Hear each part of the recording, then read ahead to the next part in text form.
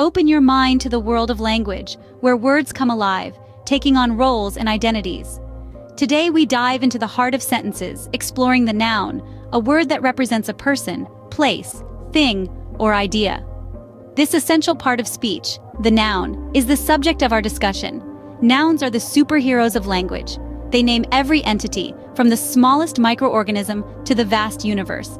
They are part of our everyday conversations, our writings, and our thoughts. But did you know there are different types of nouns? Let's begin with the most common type, the concrete noun. These nouns represent things that we can perceive through our five senses. For instance, when we say apple, you can imagine its taste, its texture, and its color. Other examples include rain, which you can feel, hear, and see, and music, which you can hear. Next, we have abstract nouns, the opposite of concrete nouns. These represent ideas or concepts that we can't touch, see, hear, smell, or taste.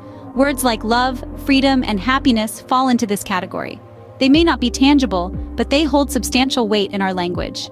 Then we have the countable nouns, which, as the name suggests, are things we can count. 1 dog, 2 cats, 3 books. These are all countable nouns. They have both singular and plural forms.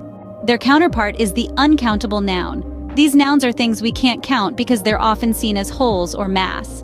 Examples include water, sand, and information. They typically don't have a plural form. There are also collective nouns, which represent groups or collections of things. Consider team, flock, and bunch. These nouns refer to multiple entities acting as a single unit. Lastly, we have proper nouns. These are specific names of people, places, companies, and more. They always start with a capital letter. John, Paris, Microsoft. These are all examples of proper nouns.